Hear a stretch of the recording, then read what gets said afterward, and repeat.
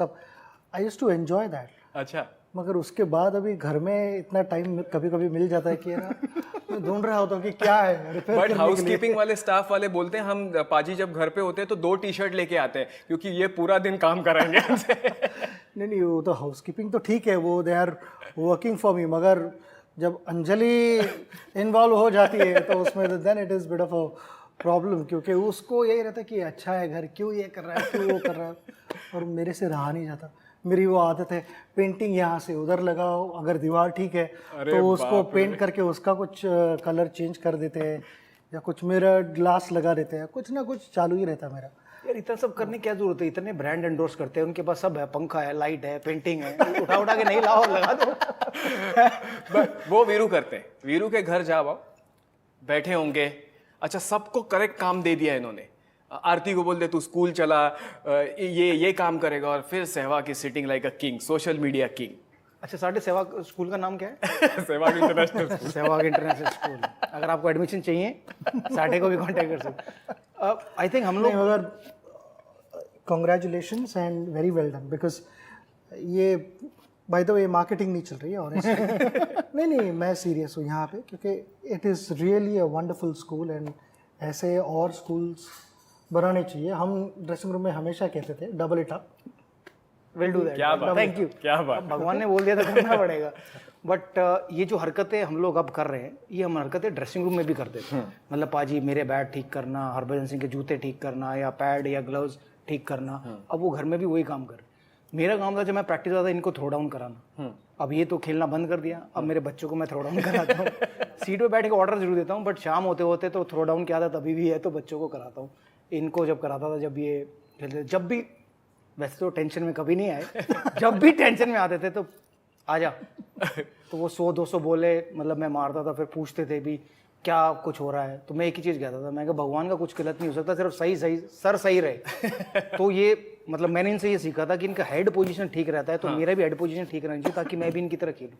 अगर इनका हेड गिरता था तो मैं सिर्फ वो बात बता, और नहीं, हम we invariably used to talk to each other कि ना, जैसे भी मुझे अगर नॉन स्ट्राइकिंग एंड से जो भी लगता था वीरू का क्या हो सकता है, तो प्रैक्टिस सेशन में हम एक दूसरे को बहुत बार थ्रो डाउन्स करते थे। अभी ये मुझे पता है कि बोलने वाला है कि पाजी ने कभी थ्रो डाउन्स किए नहीं। मैं ये बोलने वाला, अगर मैंने 200 की तो 10 इन्होंने भी की है, तो ऐसा नहीं, वो जो रेशियो है ना, वो हमेशा भाई चेला तो ज्यादा ही करेगा, गुरु तो कम करेगा।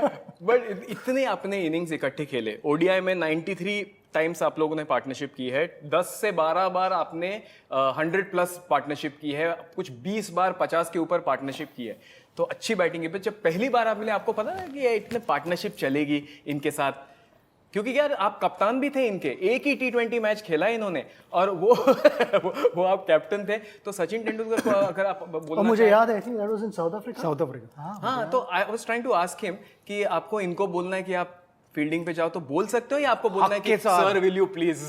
हक के साथ बोलो, हक के साथ, ओए उधर चलो है। नहीं, बट उनको बोलने की जरूरत नहीं है, क्योंकि जो भी मर्जी कैप्टन आए टीम में, कोई भी बने, उनका मकसद रहता है कि वो कैसे कंट्रीब्यूट कर सकते हैं उस कैप्टन को हेल्प करने। दैट वाज द बिगेस्ट, मैं कहूँगा कि फायदा था हमें सचिन तेंदुलकर हमारी टीम में, कि कोई भी कैप्टन बने, दादा बने, राहुल द्रविड़ बने, MS धोनी बने। मतलब एक टाइम तो ऐसा था, MS धोनी के टाइम में ज्यादातर डिसीजन ये, मतलब डायरेक्ट नहीं बोलते, लाला उसको ये बोलते, तो लाला बीच में फंस जाता था, तो मैं कहता था MS डोंट किल, कैप्टन भी तो था। हाँ, मैं कहा लाला, MS don't kill the messenger, मैं सिर्फ मैसेज पास कर रहा हूँ। तो वो बेनिफिट हमें मिलता था। तो मतलब इवन जब मैंने भी एक मैच में कैप्टनसी की, तो ये बोल रहे थे कि इसको यहाँ कर दे, उसको ये कर दे। मुझे याद है श्रीलंका टेस्ट मैच अहमदाबाद, हाँ, तो राइट, एलिफेंट मेमोरी। नहीं बिल्कुल, तो वो बता देते कि भी अब मैं फंस गया, एक तरफ कुंबले एक तरफ हरभजन, दोनों बोलना छोड़े, तब उनको बोल छुड़वाए कौन?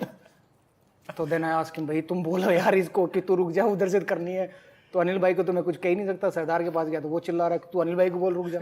तो फाइनली इन जैसों को बोलना पड़ता था कि भगवान जी आप जाइए जरा, बोलिए उन्हें कि आप रुक जाए। तो इसलिए बहुत बड़ी हेल्प थी। मतलब हम लोग शायद बड़े प्लेयर बने, युवराज सिंह, वीरेंद्र सहवाग, MS धोनी, ये सब, क्योंकि हमारे जो सीनियर थे, ये सौरव गांगुली, राहुल द्रविड़, लक्ष्मण, वो बहुत सपोर्टिव थे, बहुत हेल्प करते थे।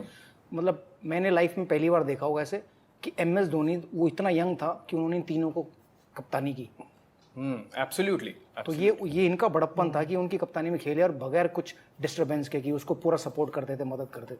शायद इसलिए ये लोग मतलब ये लोग ग्रेट हैं, हम लोग नॉर्मल प्लेयर। नहीं नहीं, ये आई मीन इतनी प्रेस कर रहा है वगैरह सब कुछ ठीक है, आप बैठे हो मगर इसलिए नहीं। नहीं मगर सभी का मकसद एक था, I mean simple, teams objective is captaincy किसी ना किसी को तो कैप्टन बनना ही है, मगर हम सभी को अब वहाँ जाके जीतना था। तो उसके लिए अगर एक ऑब्जेक्टिव आपका जब बन जाता है तो अलग अलग ओपिनियंस रहेंगे, उस पर डिस्कशन होंगे, डिसएग्रीमेंट्स भी होंगे, मगर एज लॉन्ग एज वो एक ऑब्जेक्टिव रहता है टीम का, तो फिर वो बात सही होती है। कि हमारा भी वही था कि ना अलग अलग ओपिनियंस थे, मगर जीतना था सभी को, एब्सोल्युटली। तो that is what mattered eventually. But you know एक बार मोहाली में थे हम लोग, तो इन्होंने मुझे बुलाया कमरे में, मैं गया कमरे में, तो उन्होंने बोला कि जाके कैप्टन को बोल कि गौतम को मेरे को पुश करे खिलाने के लिए। और गौतम को भी मुझे पता, मेरे साथ सुबह शाम दोपहर हर टाइम मेरे साथ रहता था। तो मैंने कहा आप गौतम को क्यों नहीं डायरेक्ट बोलते? कह रहे नहीं, मैं किसी प्लेयर को नहीं बोलूँगा, तू जाके कैप्टन को बोल कि MS पुश करे गौतम को।